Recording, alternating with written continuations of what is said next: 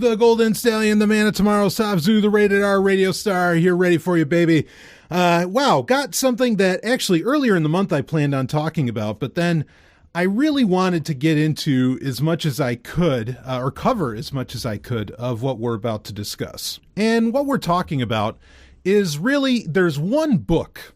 In fact, I hinted at this during the February live Q&A hangout. I said, I have experienced a book. Someone very special introduced me to this book. And I, after I read it, I said, holy shit. And it's a work of science fiction. I said, this is the greatest book I've ever read in my life. And, weeks down the line from that, because we did the February live Q&A hangout like on February 1st, right at the beginning of the month. But weeks down the line, that I still feel that way. Like I still think about this book. I want to re-listen to it, which I'll admit, it's been a bit since I've read a book where I go, oh my God, holy shit, or, I shouldn't say, oh my Satan, I want to read this again. Like I've got to experience this. I've got to take this in. And that specific book is called Star Maker by Olaf Stapledon. Actually, his full name is William Olaf Stapledon. And the thing is that as soon as I read Star Maker, I said, holy shit, I've got to know everything else that this guy's written. I gotta, I'm going to dive deep very quickly. And I did. And really, throughout the entire month of February, I have been reading Stapledon's works. Now, and including Star Maker, which Star Maker itself is a book from 1937. And the bulk of what Stapledon is known for comes out within the decade of the 30s, between 1930 and 1940. And so in reading more of Stapledon's works, I was like, well, I'll review every one that I can. There are two books that I have been reading that I'm not going to review here. The books we're going to review are John, first we'll review Last and First Men, which that came out in 1930. Then we'll review John, which came out in 35. And then we'll review Star Maker from 1937. Now, the couple books, actually there's three books. Three books I won't be reviewing. One is the sequel to Last and First Men, which was called Last Men in London, which came out in 32. The other I won't be reviewing is Sirius, A Fantasy of Love and Discord, which is all about the super intelligent dog. It's an interesting book. I'm not going to review it here, though. But that's from 1944, so that kind of stands outside of that decade. And the other is... Well, I ended up picking up Syracuse University Press back in the 90s released the Olaf Stapledon Reader, which has a ton of his poetry, some of his letters, some of his more philosophical writings and everything. It's a very, very interesting read, but I'm still reading it. It's a huge tome to get through, but well worth it. But I want to mention it here just because if you start, diving deep like I did into Stapledon after my review, or if you already started doing that, which I know some of you did, some of you went out and started reading Star Maker, the Olaf Stapledon Reader is a great place to go. So those books I will not be reviewing. There's also, and I do have this, but it would probably take a long time to read. In 76, there was released, it wasn't by SF Masterworks, which re-released a lot of Stapledon stuff, but and did the audiobooks as well, I believe. There was released what's called Nebula Maker, which is based off of it's Star Maker, but it's like an early draft of Star Maker. And so there are some differences. I will get to reading Nebula Maker at some point, but that's not something that I'm going to review here. I mean, the main books for you to get, and I actually really feel like it's a trilogy. Last Men in London should be included in this. That's one of the books I won't be reviewing because that's a sequel to Last and First Men. But in a very real way, I think that Last and First Men, John, and Star Maker make up a trilogy, a very quaint trilogy of books. In fact, John, particularly when you read the Olaf Stapledon Reader, you find out that John was based off of what was originally going to be chapter 11 within Last and First Men. Okay, so like John was meant to be part of this whole series. Or part of this little trilogy, okay? And again, Last Men in London, that is a direct sequel to Last and First Men, but I think it's more of like an addendum, or I feel like it's more of an addendum, and it's also nowhere near as popular, and it just didn't take off with readers and with people at the time, because the book Last and First Men was very, very popular. But before we talk about those, let's talk a little bit about Olaf Stapledon, because he's kind of a mysterious guy. I mean, we know a lot about him, and then at the same time, we very much don't. And at the scale that all of these books, except for maybe Odd John has a very localized feel to it, which probably comes from the fact that it's, really, it was a story based off of a chapter that was originally supposed to be off of another very localized book, that being Last Men in London. Somebody that writes with the scale that he does, and just the amount of creativity, ingenuity, and absolute brilliance, in my opinion. You really want to know more about this guy, and you don't know how I've been reading the Olaf Stapledon Reader, and I don't see where, I can kind of see where some of the ideas that this guy had that he put to paper came from, but then there's others where you just go, what the fuck did this guy do? How the hell did he come up with all this? So anyway, Olaf Stapledon, born in, he's a maybe. Hey, maybe being a baby born in May, like myself, along with quite a few other people. In fact, maybes have a have a reputation, but I won't go into that here. But really cool. Anyway, he was born May 10th. Couple days. I was born May 12th, but anyway, he was of course born in 1886, born in 81. What am I going to do? So, but he was born in 1886, lived until September of 1950. So, not necessarily the longest life, but also not the shortest, certainly for his time. British guy from Cheshire, and he did earn eventually a master's degree in modern history, which that kind of explains the scale of his books, because his books read like a history lesson, but in the most epic and amazing way. Okay, so that kind of explains that. He would also end up getting a PhD in philosophy, and that was before he got that from the University of Liverpool. That was in 1925, well before he wrote any of his books. So it's not like it was some kind of honorary degree. This guy did, as best as we can tell, he really did his homework. Came from a seemingly fairly well-off family for the time, which allowed him to engage in those collegiate pursuits, of course, and was a pacifist. He was a conscientious objector throughout World War I. And I don't know how much I want to get into this at the beginning, but I guess we might as well. But while he was a pacifist for a huge chunk of most of his life, really, come World War II, he would, and this was after the bulk of his great works, or what I would argue is his great works. I mean, Sirius, the book Sirius about the super intelligent dog, it's a good book, but honestly, I feel like I don't want to review it here because I don't think that it just doesn't fit in with this beautiful trilogy, this beautiful corpus of, Last and First Men, and Odd John, and Star Maker. Sirius, you can kind of feel, all right, you can feel a change in his attitude, because what happens is when World War II rolls around, Stapledon drops his pacifism and says, oh no, we got to stop Hitler. Now, granted, he was in England, okay? And England was literally getting bombs dropped on it, right? Like in America, yeah, there was Pearl Harbor, but in America during World War II, the Americans did not actually have to feel didn't have to feel the bombs, from Nazi Germany, as to where Stapledon certainly did, okay? Not that, in my opinion, that gives him an excuse, but you can kind of understand a little bit better of maybe why he dropped his pacifism, because he was seeing bombs dropped, all right, and feeling them, at whatever town and wherever else. So he ends up dropping that. And I think that in the book Sirius, you can see his shift from his pacifistic leanings that exist in his other books. I mean, not entirely. Like Odd John, very strange things happen in it. When we talk about that book, we'll get into that. Some very brutal things actually occur in that.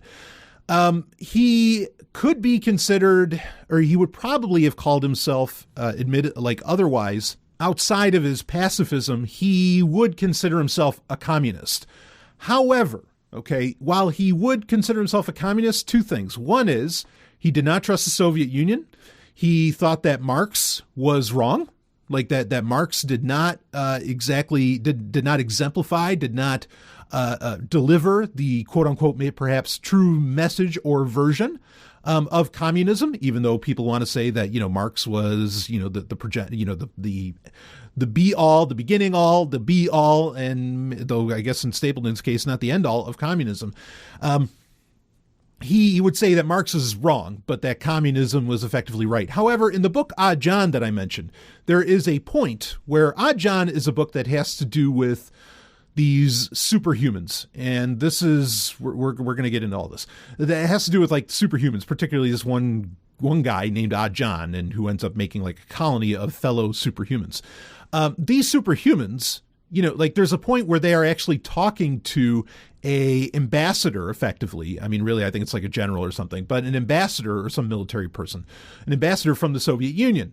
And the Soviet Union is saying, oh, we know, your colony of superhumans, you are like, you're communists. Why don't you come join us? We're communists too.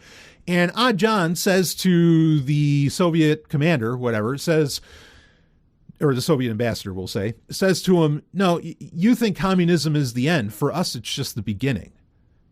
Saying that communism isn't the end all be all itself, but that it's just a stepping stone to what's next. Okay, so while Stapledon would call himself a communist, he was clearly thinking, no, there's something more. There's something beyond communism that you're going to go to. Now, does that equate to hyper-communism? Well, for the average person who bristles at that term, that's probably like a capitalist or something. That's probably what they would want to say. They'd be like, oh, well, he must be a hyper-communist. Holy shit. Oh my God, get this guy out of here. I mean, and whatever. Okay. The thing is this is more of that mystery. We don't exactly know what the fuck Stapledon, thought was beyond communism. I mean, we just don't have an answer to that. So to assume, I think, would be kind of foolish. And considering, again, the scale of his books and the scope on which he thought, which was really what I espouse, not through communism, but what I espouse on Sovereign Tech, which is the galactic mindset. And he really did. We'll talk about this.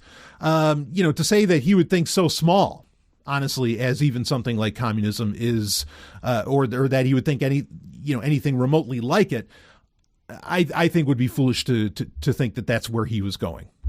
But again, a mysterious guy. We don't really know what exactly he was thinking. We don't really know what he, where he thought that his ultimate philosophy and ideology would end. I mean, we could try and guess from his works, but we just don't know. And the only thing we do know, or that we can hint at, is that, sure, yes, he was a communist, but also he thought that communism was just the beginning of something and that there was something beyond that. But that beyond, we have no idea. Now, I want to talk about a couple things about science fiction authors in general in this time frame. Okay, I am reading a book right now, actually. And when I say reading, I use that term interchangeably with listening. Okay, like if I say reading, but I'm actually listening to it on Audible or on Smart Audiobook Player or something like that, just understand that I use that term interchangeably. Because if you're listening to a book, you're still really, you are reading the book, right? In an abstract sense. It might not be the physical act of looking at it with your eyes, but you are reading it. And actually, to speak to that, so part of the reason I'm not reviewing Last Men in London is because there is not an audiobook version of that. It is, as far as I understand it, it is a book that is in the public domain. I might do an audiobook version of it for Sovereign Tech First University, where I read various books, do audiobook versions of them. I might end up doing that just because I do want that book available as an audiobook. And so if no one else will do it, well, I'll fucking do it myself. But that's part of the reason there. The Olaf Stapledon Reader, I actually might end up doing the same because I do think this guy is such an incredibly important author. That I want his works available in the easiest and easiest to consume way possible, which I think audiobooks very much are. You can get audiobooks. You can get the audiobooks for Sirius, okay, about the super intelligent dog. You can get audiobooks of Odd John, Star Maker, and of Last and First Men. You can get those in audiobook format, and they're actually very well done audiobooks. The narrators are great and everything, and it they flow nice. They're well worth it doing it that way. Or of course you can get print editions and and ebook editions and whatever else. But anyway, right now I am listening/reading to a book on Audible called Astounding. John W. Campbell, Isaac Asimov, Robert Heinlein, L. Ron Hubbard, and the Golden Age of Science Fiction by Alec Navala Lee. And this book it's a huge book. As far as like an audiobook listen, it's like 14 some odd hours. And that's one of the lengthier ones I've ever listened to. It's not the longest. Actually, I think Star Maker is longer than that. But it's for a nonfiction book, it's fairly long.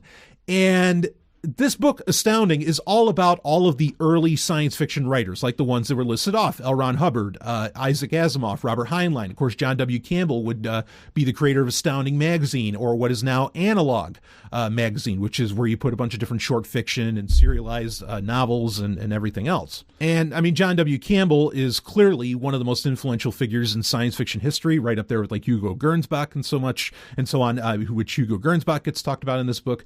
Anyway, it's that book as well, and I'll do a review of it. I'm only about halfway through, so there's a lot more to get into with that book. I will be doing a review of that because I think that book is very, very important to read. Again, it's Astounding by Alec Navala Lee. And anyway, in that book, I mean, I'm learning, I'm a guy who I feel like, and this is appertinent to Star Maker as well, I'm a guy who, I've really, my whole life, I've identified with science fiction as like pretty much a way of life my whole life. I mean, I really have. It started with Star Trek, and then things just go from there. And I really feel like I have read, I thought I've read all the classics. I thought that I've read so much, but as I get older, I find out, no, there's always something else. There's always another book. There's always some hidden gem out there, that you just didn't even know existed. But not just that. I mean, Star Maker is certainly that. It's a book that I didn't know existed. Someone had to tell me about it, thankfully. I mean, and I'm so grateful. Because again, I think it's the greatest book ever. but I don't know how I missed that. I know I'd heard the name Stapledon, but I don't know how I never read the works and never took it seriously and just, holy fuck. But I also, not just that I feel like I've read or seen a lot of the great science fiction, or most of it, and I have a great sense of the history of science fiction, but there are a lot of stories that I just never knew about, especially about the golden age of science fiction, which would be like in the 30s, going into World War II. There's a lot of things I didn't know about, and this book, Astounding, is really taking me to school about a lot of this, and some of it has actually been kind of... some of it, I'll be honest, it's made me feel a little bit better about myself, made me feel a little kinder to myself because, guys like Asimov, Heinlein, I could be kind of touch and go with, but also, they talk about A.E. Van Vogt, they talk about Ted Sturgeon, they talk about Ray Bradbury, all the greats, right, that they cover in this, even if they concentrate more specifically on Hubbard and Asimov and Heinlein and so on, because, they are the big figures. All of them, including Asimov and Campbell, all these guys, were very much, these are guys who you thought were and the book is making the point that they wanted to, through science fiction, they were trying to bring on very much the next evolution of humanity, right? That's sort of a central premise of the book. And Campbell was certainly wanting to do that, so were others. But you find out that these guys who are all into this stuff, and they talk about the Futurians. We've talked about the Futurians years ago on Sovereign Tech, which was like this group of New York science fiction writers, right? Or science fiction wannabe writers and fans. All right. Asimov was one of them. You got Damon Knight, you got all these characters that write about, the Futurians and everything, but they were all communists. So for great science fiction writers or not, they weren't all communists. Cause James motherfucking Blish, whoo, James Blish, baby. Okay. James motherfucking Blish was not a communist, but which, man, go read After Such Knowledge. You're going to know why I say James motherfucking Blish. You got to say that when you say his name, because he was the fucking stuff. Anyway, so, a lot of them were communists. So science fiction writers, it was not uncommon for them to be communists.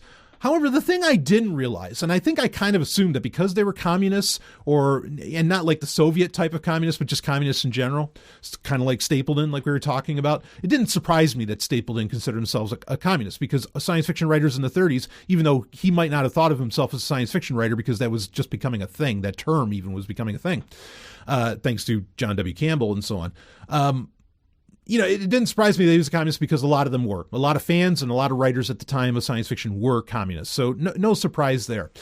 The thing that shocked me with Stapledon, when you read his works and you see, especially when you read a lot of his poetry and other things, and you really see his pacifism shine through, for him to buy into, being a part of the war effort in World War II kind of blows your mind. But then you find out, and this is the part that shocked me when reading this book, Astounding, most science fiction writers were a major part of the war effort. Isaac Asimov wanted to be, they were a part of the war effort. Heinlein was running like a naval shipyard. Okay. L. Ron Hubbard, who, fuck him, but the guy still wrote great science fiction, and fuck yes, Battlefield Earth is easily one of the best books of all time. It's not Star Maker, but it's pretty fucking epic in its own right. But fuck, Dianetics and all that. Anyway, Scientology, blah, blah, blah. Hubbard was doing his bullshit, with the Navy and everything, but all these guys were wanting, even Campbell was wanting to be a part of developing, well, frankly, the A-bomb. It was crazy. These guys really wanted to get into the war effort. They really took World War II seriously, and they thought that they were very much like saving the world by joining World War II. Now, the reason I'll say quickly why I feel better about myself in that is that I got duped as a young man, into, when 9/11 happened, right? I got duped, in my opinion, into joining the military. It was my choice, but I bought into what was being said at the time and the fervor at the time, okay? And I've long felt, this is a long story. I'm not going to go deep on it, but just saying, I've long felt like such an idiot for falling for that. For joining the military. I am absolutely ashamed of the fact that I did that. And, but for to find out that Asimov, and a lot of these other characters that I consider just some of the most brilliant creative people that the world's ever seen, frankly, for them to fall for, helping out the war effort or literally joining the military, I'll admit it, I feel a little bit better about myself, because at least I'm not the only one that fell for the war cry and the bullshit and the trick, the outright trickery and lies that are, the cry to battle, that any nation engages in, whoever it happens to be, Britain or America or, go down the list. So that was very interesting. But so basically to say that for Olaf Stapledon to drop his pacifism, all science fiction authors, or many of the biggies at the time, were absolutely doing that. And the only ones that didn't go off, like A.E. Van Vogt, Bradbury, and so on, they were 4F. They were classified that they couldn't be a part of the war effort because, they were practically blind, or whatever, it ended up, whatever the reason ended up being. So basically to say, it's not unbelievable that a guy like Olaf Stapledon, who would write such amazing works, like Star Maker and Last and First Men, would fall for, fall for taking part in World War II. Now, I think he was just like an ambulance driver, but still, he wanted to support the war effort, just like Asimov and many other science fiction writers did. I'm reminded of a Carl Sagan quote that intellectual brilliance is no guarantee against stupidity, or what I think that's about how he would say it, or is no guarantee against being dead wrong. That's how he would actually say it. Intellectual brilliance is no guarantee against being dead wrong. Well, obviously, all of these science fiction writers were dead wrong for supporting any war effort at any time. Really. So anyway, to wrap up talking about Olaf Stapledon, after Star Maker, and partly because of the war effort, he would kind of fall from favor because paper resources in general in just about every country in the world, or at least in the, shall we say, the Western theater, were at a premium. And in Britain, especially, okay, because it was literally a war-torn country at the time, as to where, in America, John Campbell could still put out, or at the time what would become Analog Magazine, he could still put out, his science fiction short stories from his authors, his stable of authors, because in America, yeah, sure, resources were tight in America too, but not to the level where bombs were getting dropped on various areas where, factories and where production was happening within the country, like it was happening in Britain. So as to where maybe authors because you still wanted, during World War II, especially when bombs were dropping, you still wanted some kind of escapism to ignore, try and ignore what's happening, the turmoil, quote unquote, that is happening around the world, or at least in Europe. You want to avoid that. And so you want to be able to read books, but basically book publishers and booksellers were only putting out the quote unquote greats. Okay. So Stapledon's works, while he would be respected for, especially during the 30s, much like H.G. Wells was. And H.G. Wells and Stapledon were contemporaries and, in a very real way, fans of each other, even though Wells would have some issues with Stapledon's line of thinking or some of his writing. Actually, C.S. Lewis would also very much like Stapledon's works, even though he didn't like Stapledon's, I guess, views on the creation of the universe. So, because of course C.S. Lewis is a very well-known Christian, wrote Mere Christianity and all that, and obviously the Chronicles of Narnia and the Paralandra trilogy. Those are, like Christian allegories to some degree or another. But Stapledon's works would kind of fall out of print, and so he would keep writing, but none of his books that would come after the fact. And maybe this is due to him, to his lack of pacifism, to him really, in my opinion, dropping his principles come World War II. Maybe his books didn't have what I think humanity was really needing at the time, especially in the 30s, coming out of, because, he was big in America too, coming out of, say, you had the Great Depression, so you're looking for more, but coming out of World War I, and the world still reeling out of World War I. Of course, World War II really is just a continuation of World War I. But I think the world was hungry for pacifism, for, things that weren't all about the fucking military. And not that his books turned into Space Marine novels or anything, but maybe there was just something unconscious there that didn't attract people as much, what they really needed at the time. What they were looking for, which was an alternative to this giant World War I and World War II, which I've talked about recently on Sovereign Tech Q&As, that really they're the same thing. They're just, it's not even to call it a sequel isn't even fair. They are the same fucking war, that might have just had a little respite for a few years. But I feel like maybe that's what happened there, is that he just lost his really, really principled stance, consciously or unconsciously, and people picked up on that as much as it affected his writing. That's just a guess on my part, total guess, but that's what I've got. So he would continue to write books. A lot of those are well out of print. Good luck fucking finding them. I'm not sure how much I want to read all of those. Maybe in the future when I have more time, I would like to get my hands on them and read more of them. But again, the book Sirius, which is one I'm not going to review, I'm just going to say it's good, but it's not at the fucking level that, that the three books, Last and First Men, Odd John, and Star Maker are at. Also, to start getting into those books, the ones we are going to review, Stapledon has a very similar style through all of his books. And the style is, Sirius kind of breaks into this a little more, where there's a lot more talking, and Odd John has a lot more, not talking, but dialogue, actual dialogue between people, between two characters or something.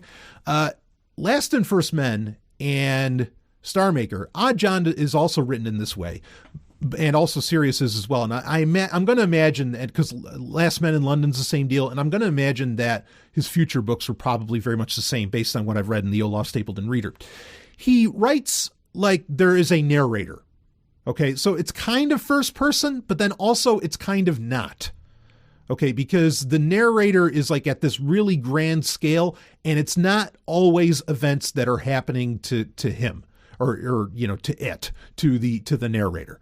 Okay, so yeah, it's a unique version of, or a rare version, because I'm sure other people have tried this style, even though I actually really, so I've said this before, I hate first person books generally. But this is a very different type of first person book, where it's almost like a diary in a way that you're reading, and it's not like events happening to the person, not exactly, even though in Star Maker the events are kind of being experienced by the person, but it's more like, picture it being like a person, I don't know, it's almost like they're on a starship and they're able to look down at what's happening on the planet, and they're telling you from a 30-foot view, And that's really how his books are written, is like the 30-foot viewing it. It's not like happening directly to the person like you would say in like Joseph Conrad's Heart of Darkness or something like that.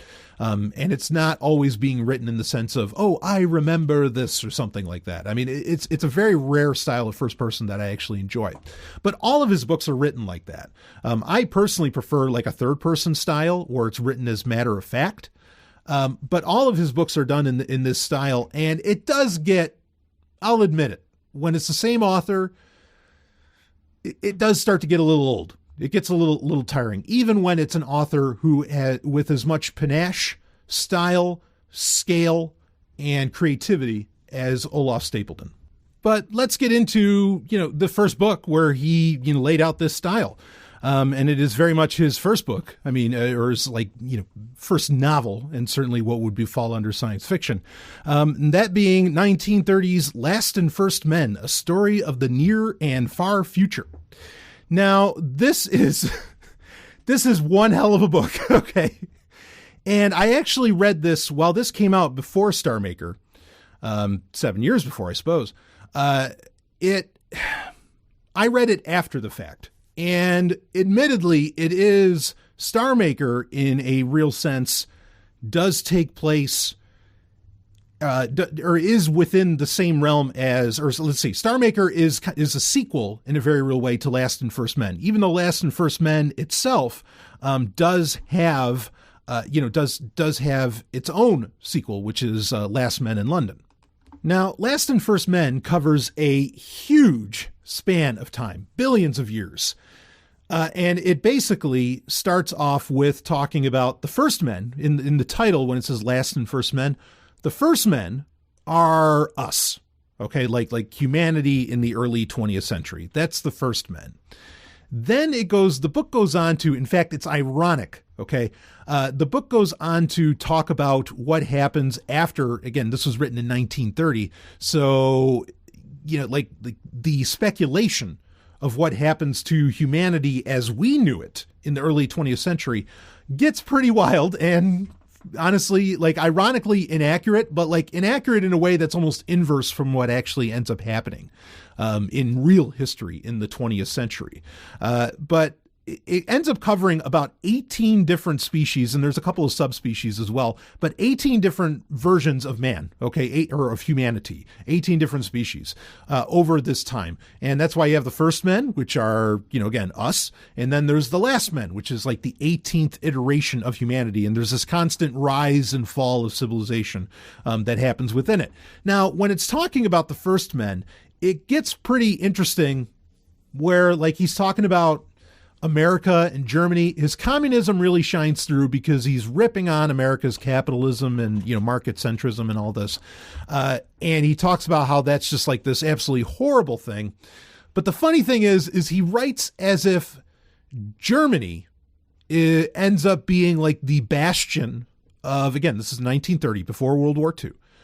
But Germany ends up being this bastion of reason, and that it is kind of the bulwark against much of the bullshit that occurs between, as far as with America and some of the other countries. And China becomes a big deal, which his prediction in a way that America and China become the two central players in the first men's history is, that's kind of predictive, but what he talks about with Europe is just ridiculous. In fact, it plays out the exact opposite. Obviously, Germany, we know what happens with that, with Nazism and all that.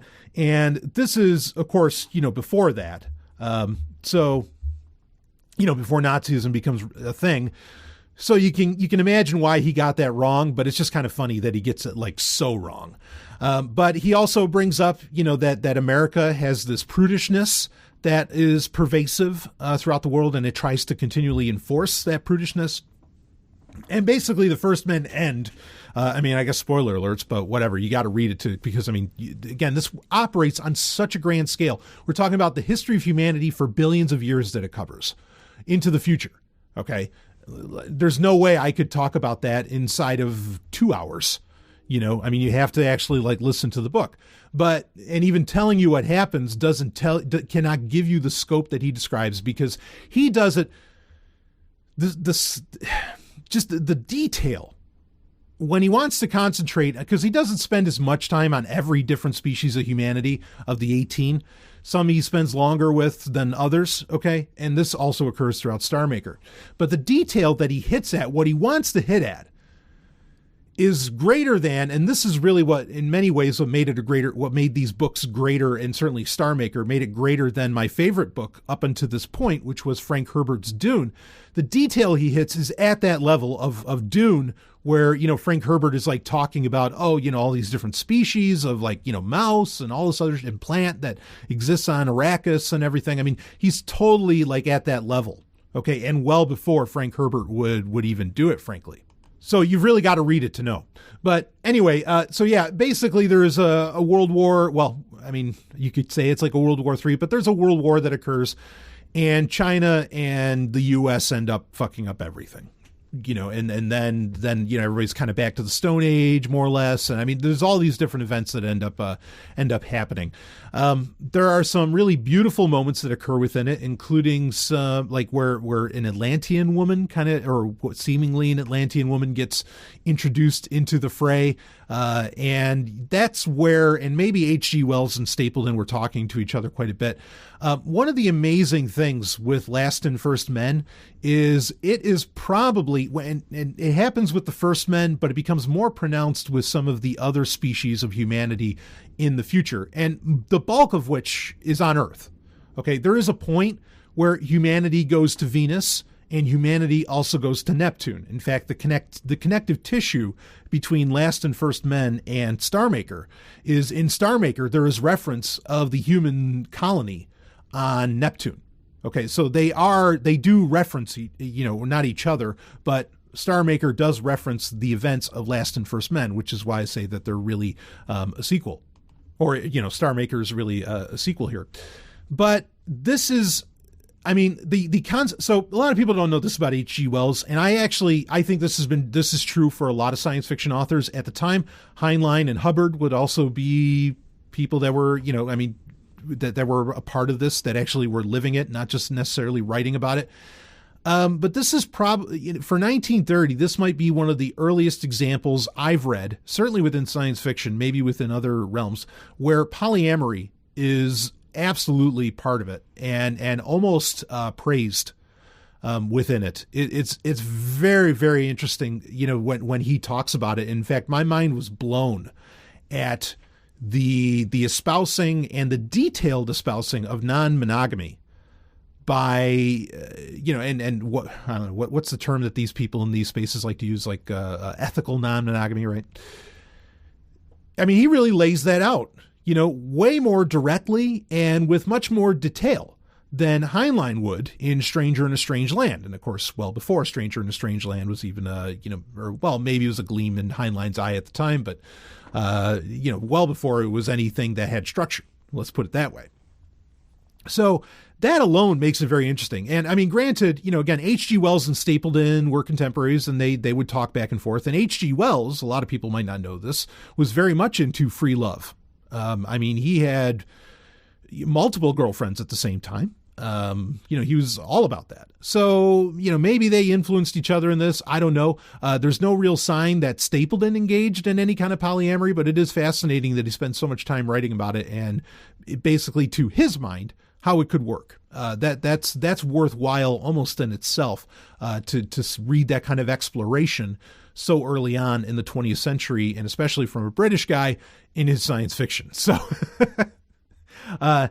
anyway, so there's that, that occurs. And there is that overall combating very much early on with the, against the American conservatism and American prudishness, which, hey, I'm all for that. So Last and First Men goes on, and there are talks, or humans eventually start to change a bit. Okay, to where they don't look like humans now, where they have a singular, their foot, they don't have toes anymore. It's like a singular toe. Maybe their cranium is shaped differently. There's a lot, and eventually it gets to the point, I think on Neptune, where there are flying humans.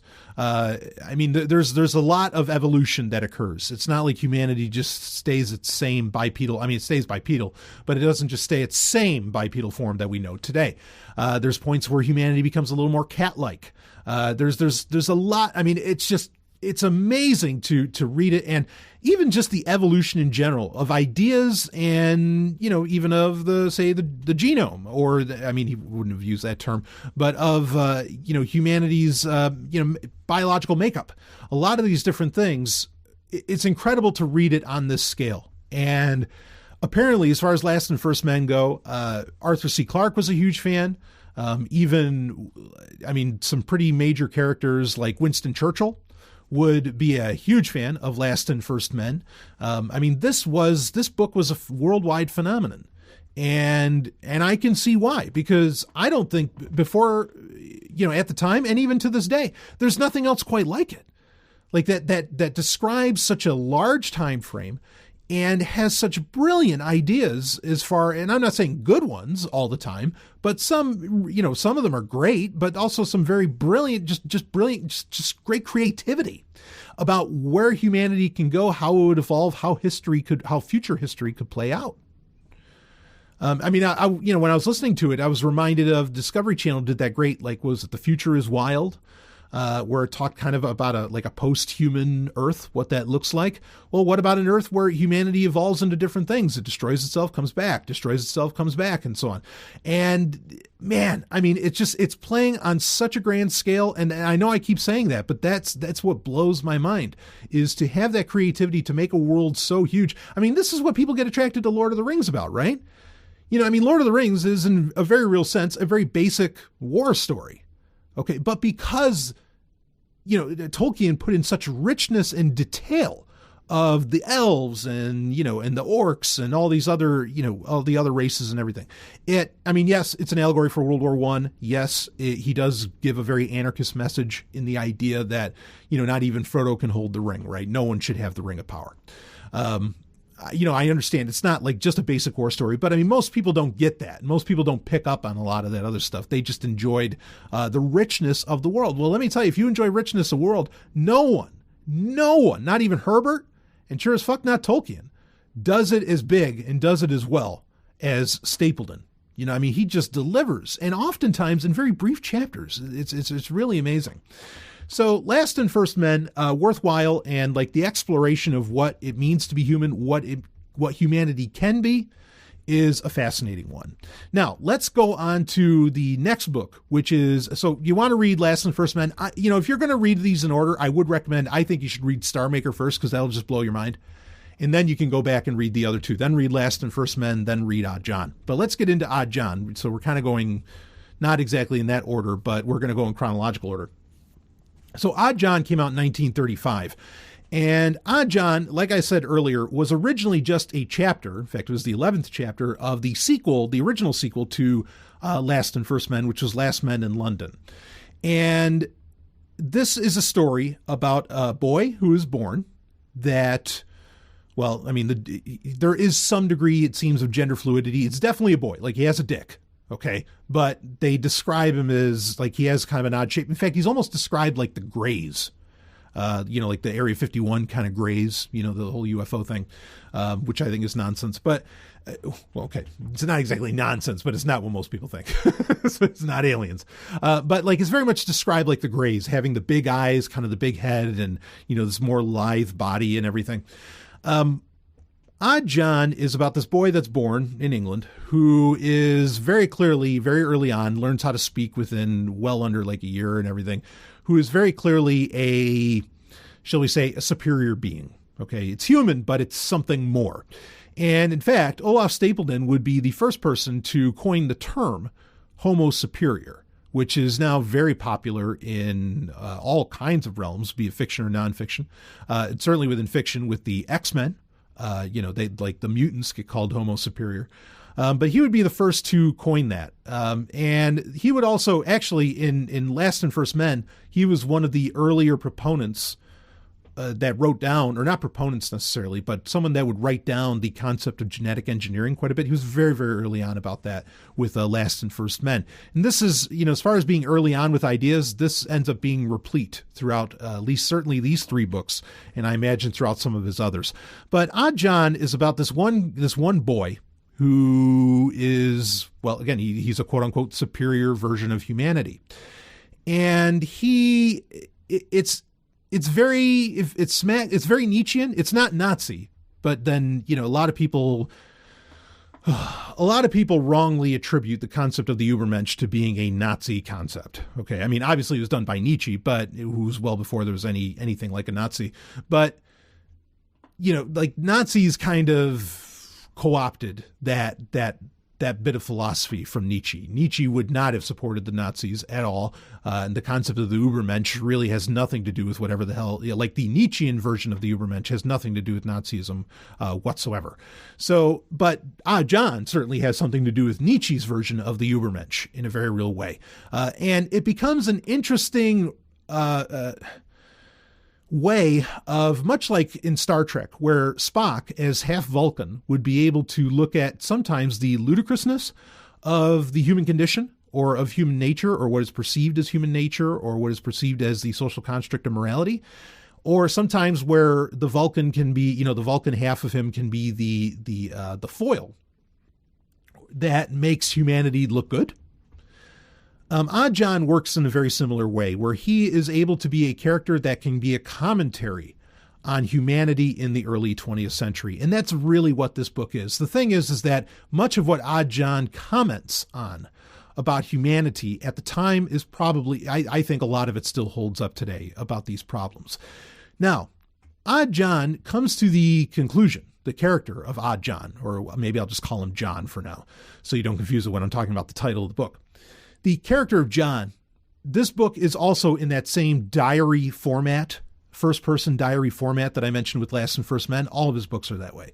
This is done by John's caretaker, John is born into a fairly wealthy family, and he has a butler that keeps an eye on him, basically. And this butler ends up becoming his very real slave/servant in a very real sense, even though the butler is just this normal human. And that's where a lot of the conversation comes in. The nice thing about Odd John, as compared to Last and First Men and Star Maker, there is a lot more conversation. There is dialogue in it between John and his butler, his servant, as well as other characters. And John he comes to the conclusion, a very Nietzschean conclusion, as well as a very egoist/Max Stirner conclusion, that basically in life, there are no rules. That morality is a social construct. A lot of all these things are social constructs, and humans are far behind the times in thinking that there are some kind of rules to life. And, outside of he wouldn't have been able to, Stapledon doesn't get into the idea that there's biological functions of what makes a human do what they do, but he does say that there are some natural aspects to how we interact with each other, that not that they are rules, but they are the way that people would interact and how John interacts and so on. But it's a very egoist piece of work. I dare say it's anarchist. And if no one's ever labeled it as an anarchist work, they're missing out, because governments get made fun of regularly. Of course, that occurs really in all of Stapledon's works, or at least his early work. But Odd John, there's a point, and it's one of the more disturbing points in the book, where as a very young person, not even 20, he goes on a bit of a killing spree, very quietly. And he also steals. He steals things. And he's basically seeing, can I do it? What does this mean for humanity? And so on. And he doesn't like it. Later on, in fact, his servant, who's the diarist in this, writes later that John would feel terrible about it, and he doesn't like it, and he knows that it was quote unquote wrong and so on, which is interesting of itself, but it's very disturbing. And but when he comes to the conclusion that it's not a good thing, it's not like he's saying that there's a right and wrong of this, but just that that's not, how it's meant to be effectively. And that's a very different concept than right and wrong. But Odd John really is a fascinating perspective. Outside perspective, or attempt at an outside perspective. And I think it's more than an attempt, because when you read Stapledon's works, you can see this guy was reaching some other level, where, I've talked about this before, where there are a couple books that I've ever read where I'm I don't know that a human wrote that.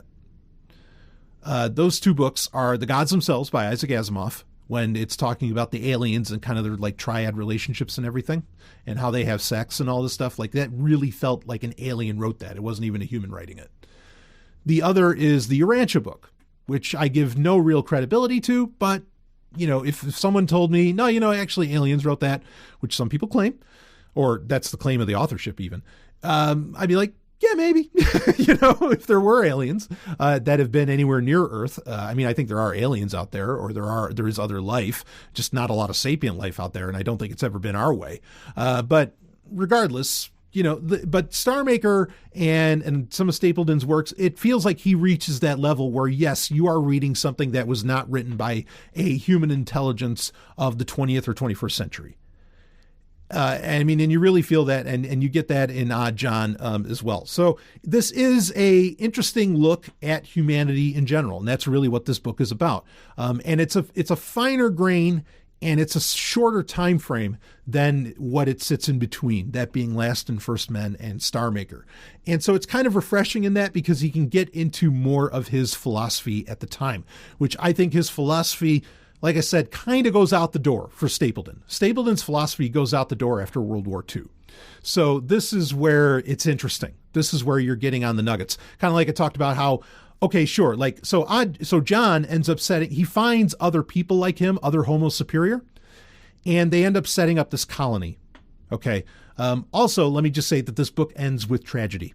You know it inside of 2 minutes. So I'm not spoiling anything for you. You know from the beginning of the book that it's going to end in tragedy, but it ends in tragedy, or what could be seen as tragedy.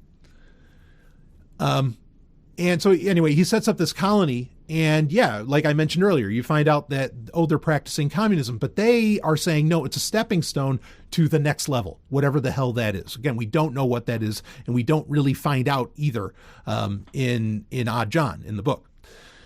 So anyway, there's a lot more. You can get into a lot more philosophy with Odd John, and some of it is a little bit can be seen as disturbing. But then also, as you continue on with the book, I think you learn that maybe not so much, but it was all just more part of that exploration of 20th century humanity. And I dare say still 21st century humanity. So now let's go beyond all that. Okay, Odd John, fantastic book. Last and First Men, incredible book. Let's go to the greatness, to the biggest, to the best. And like I said, I think this is the best book ever written, just straight up. And that is Star Maker from 1937.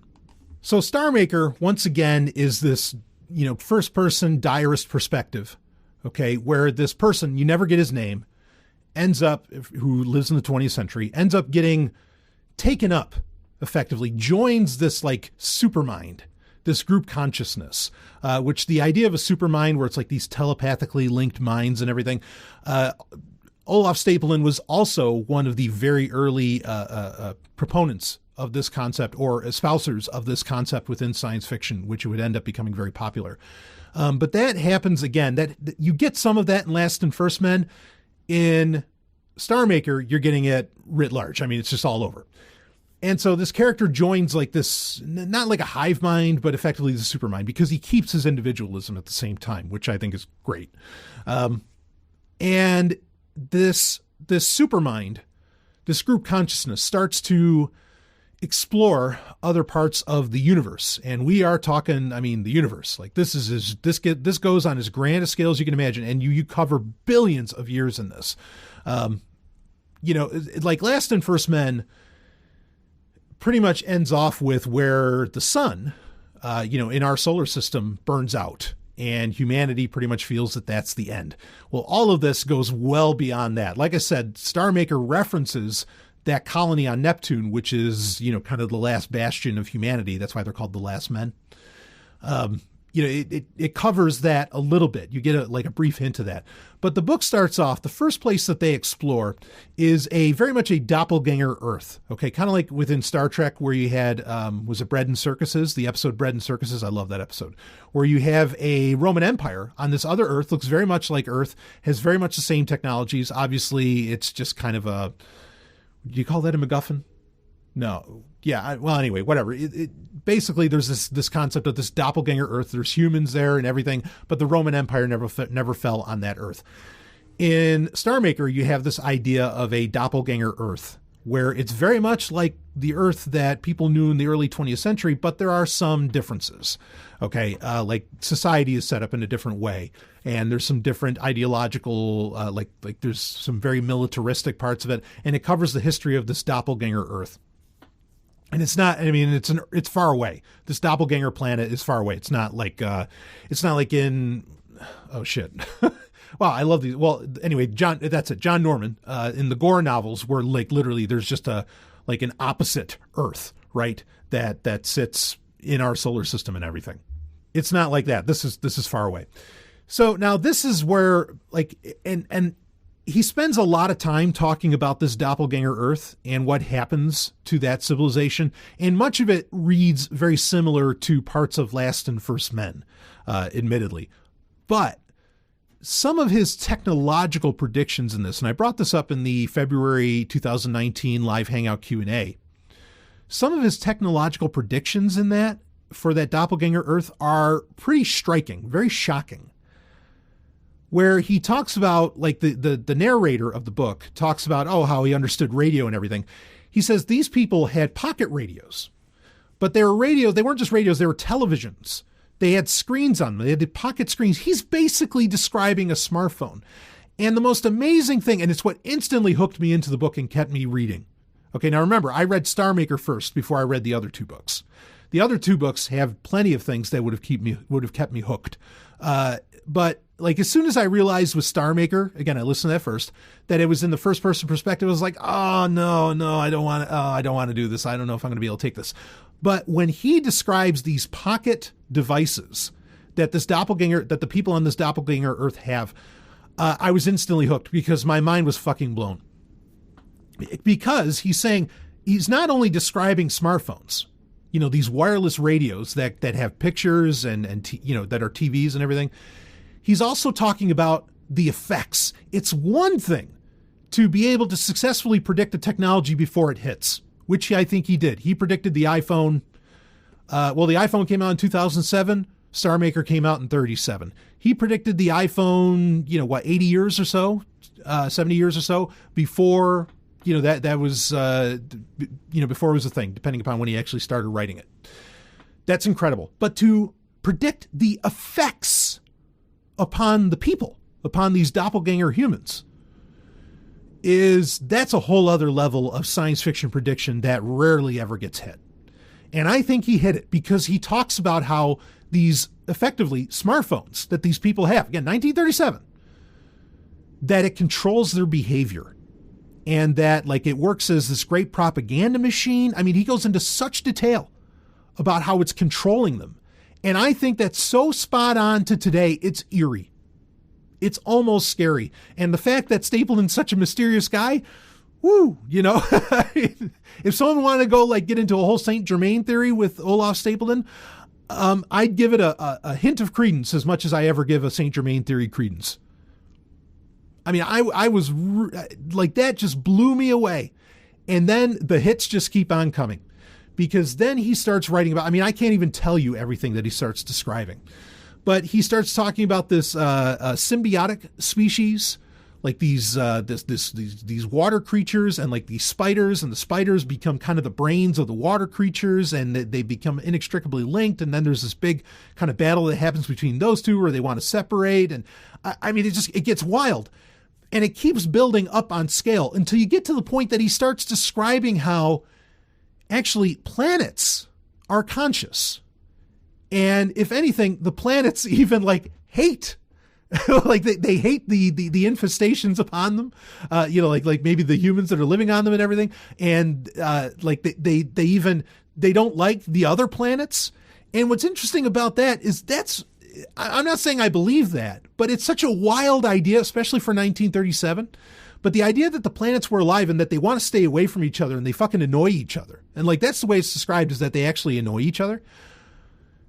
Kind of describes, because they have some conscious action and they do have some ability to change their course.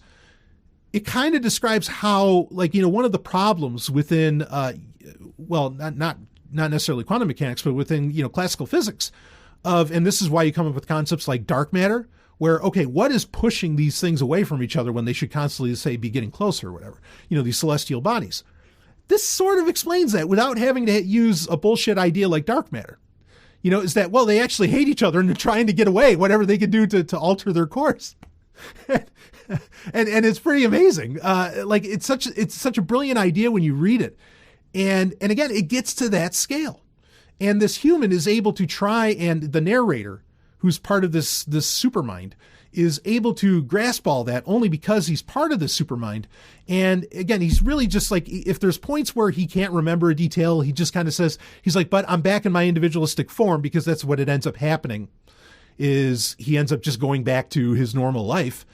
He's like, well, this is the best way that I can describe it. And it's a brilliant narrative tactic and narrative tool that he uses to just so that it can explain why, well, this is why all this shit is so wildly alien. This is the only way I can explain it to you. And really, it's the only way that I can explain it to myself, is through this. Because I'm not part of the supermind anymore. So I can only explain it to you in very human terms. And that's a really cool idea, like in and of itself. And it's very appealing. But anyway, it gets to a point where the narrator is telling you that it begins to sense like a presence. There's something bigger. And you're thinking it's God. Okay, spoiler alerts here, though, again, not exactly, because really, which happens often in Stapledon's books, at the very beginning, he's setting you up for the ending. Like that you very much know what's going to happen, but it's all about the journey, which is a beautiful way to write as well. Because I'll admit, I'm one of those people that will often read the end of the book before I read the beginning, just to know where we're going and really to keep me hooked. But anyway, that's a whole other conversation. But he sets you up. So even if you just start reading in this book, you're going to know what I'm telling you. But he starts to experience something greater. And it gets into where Stapledon lays out the concept of the multiverse, that there are other universes, that there are alternate universes and everything. And the character eventually, the supermind that he's a part of, the narrative or the narrator, starts seeing some of these other universes, kind of like comes out of our universe and starts experiencing these other ones. Like there's a universe that is all music. And there's all these other things. And then he finds it. He experiences the title of the book. He experiences the Star Maker, which is effectively God. But here's the thing. Here's the rub. This Star Maker is just completely indifferent, isn't paying much attention to anything, just kind of experimenting with these other worlds and whatever. I mean, like there's not a whole lot going on. And I think this is where C.S. Lewis would get pissed off. As much as he thought, Stapledon's works were amazing, this is where he gets pissed off, because he's like, wait a minute. So what, all right. So you describe something that's kind of like God. And I say kind of, it's kind of like God, but he's just like an indifferent asshole, basically an absentee landlord. And I mean, when you get to it, like there's almost a tragic humor to it, where it's just like, oh, well, you're about to experience the that which creates everything. And it's almost humdrum. Like it's not in its scale, but in its execution, and in what you can understand of it. It's like, oh, well, then I guess this all is kind of pointless. But throughout it, and also you get hints of this in Last and First Men, I think that Stapledon does lay out like that the concept of love is really, at least with our universe, is very much its cornerstone. And you get that in the beginning of the book, and that still becomes very much like an important thing throughout a lot of what gets described in Star Maker. Okay. But as far as like the Star Maker, I mean, I think it's especially at a time when Christianity was very much on a high, again, as far as being mixed in with politics and other things. Okay. To just get that rub in where, you know what? Okay, maybe there's a God, but it doesn't give a shit. It doesn't care at all. And you're nothing but an experiment. To just like have that humbling experience with the Star Maker, and not humbling because, oh, the power of God. No, the apathy of God. I thought was fucking brilliant when it hits. But again, the real beauty of Star Maker, and this is why you have to read it, it's all about the journey. You can know what happens in the book, but that's not what matters. It is the journey of it. It is describing the description, the detail, the brilliance, the creativity, the inhuman ingenuity that I think is put on display in that book is what makes it a fucking masterpiece. My previous favorite book of all time was Dune, as I said earlier. I loved Dune because it felt so real. It felt like I was in that other world when I read it, because Frank Herbert wrote with such richness and detail. You know, like you really understood. You can talk about Arrakis like it was a real place. That does not happen often in science fiction. A lot of times everything is just there maybe for like a little bit of a plot line or something. And, the planets are rather boring. I mean, how many more Star Wars planets do we have to deal with where they have kind of a ridiculous name? And then also, there's a snow planet, there's a sand planet, there's, a desert planet. I mean, I know Arrakis is, but we know Arrakis is a lot more than that. There's, whatever planet, there's a forest planet or a forest moon, there's this, where it's all very one-trick ponies. Dune, Frank Herbert's writing was not a one-trick pony. And I would argue also that Stapledon's writing is the antithesis of a one-trick pony. It is just the most incredible, rich, and even with Star Maker, I think very predictive detail. Not that he can't be wrong, because he was wrong in Last and First Men, like we talked about with the Germans. Okay, but there is, I mean, just there's so much amazing quality within this. There is nothing else quite like it. Arthur C. Clarke, who, one of the greatest ever, right? 2001, Childhood's End, go down the list, would argue that Stapledon's works are the greatest science fiction of all time. Last and First Men and Star Maker specifically. Brian Aldiss, another great author, science fiction author, would make the same. And I would make that claim as well. I would argue that at least with Stapledon's early works, I think it blows away any of the detail and richness of Asimov's works. While Asimov's work would have a more direct impact on humanity today, and it would. The Laws of Robotics, even the Foundation series, a lot of that stuff, a lot of what Asimov wrote, part of why he is considered like the grand master, of science fiction, is because what he wrote would actually end up influencing today. And that is very rare when that happens. With Arthur C. Clarke, that would kind of happen too. Same with maybe Bradbury. Now, while Stapledon's works probably aren't influencing humanity today, much like Asimov's works would and some other science fiction authors, which, again, if you read that book, Astounding, that I mentioned earlier, they talk about how that was by intention, that they were writing science fiction to affect humanity today. While Stapledon's works might not do that, I think it's time that they do. I think it's time that a lot of his ideas, a lot of the concepts and things that he was writing out, need some serious exploration, need some serious looking into. And I think there are some concepts, not all, but there are some concepts there that need application today. And I think he had that in mind as well, because he was a philosopher and he was laying out his philosophy in these books. It's abundantly clear. And I think we do well to explore that and to consider that, much as we've done with other science fiction works. And we have. Not just novels from Asimov. I mean, I've said this many times. Star Trek is an absolutely culturally subversive force. It absolutely is. And you can have a million people tell you how that's so, be it its prediction or its inspiration for some modern technologies, including the smartphone or the cell phone anyway, among other things. It is subversive force. Science fiction can be that. And I think it's time that Stapledon's work gets reintroduced and adds on to that subversive cultural force and evolutionary force that is science fiction.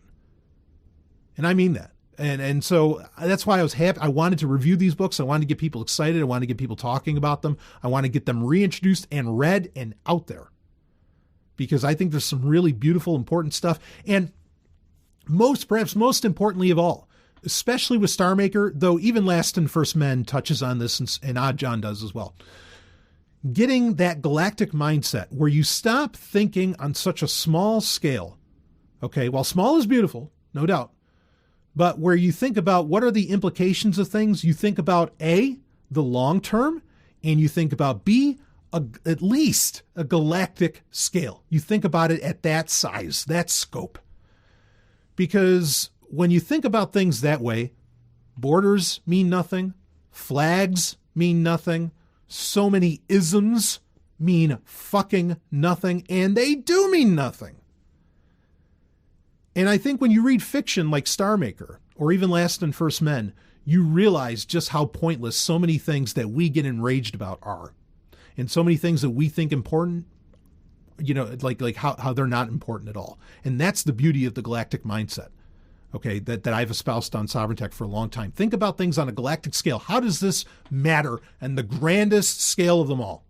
And if it doesn't, well, then what are you getting all hot and bothered about? So anyway, that's we'll wrap that up with that, or we'll wrap this up with that. So 3 books to check out, at least. If you want to read his other stuff, if you want to read Last Men in London, go for it. Like I said, I do want to make an audiobook version of that myself. I may get to that. But I totally recommend all 3 of these books are, they're all a 10. If it's 1 out of 10, what do you rate this thing? They're all 10s. And I consider it a very nice trilogy. Okay, so Last and First Men from 1930, Odd John from 34, and then Star Maker from 37. Check them all out. And if you want to, I think it's a good idea to read Star Maker first and then read Last and First Men. And if you want to read Last Men in London, go ahead, but then read Odd John. And then if you want to get into his other books, the Olaf Stapledon Reader, I think, is worthwhile. Sirius is a good book. You can read that. But his other stuff I can't really comment on because I've yet to get to it because there's no audiobooks, so I can't read them quickly. And I have lots of things I have to read. So, so there you go. Anyway, here's the review for you. Olaf Stapledon stuff. Make this guy, really, folks, if you want something actionable, let's get Olaf Stapledon to be another household name again.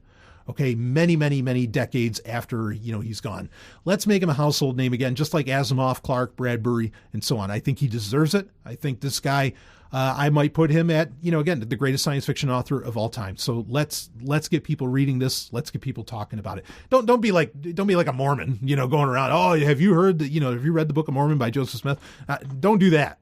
But get people on board with this. Get them talking about it because I think it really, really opens up your mind to the possibilities. All right, that's it for this review of the works of Olaf Stapledon. I will see all of you, on the other side.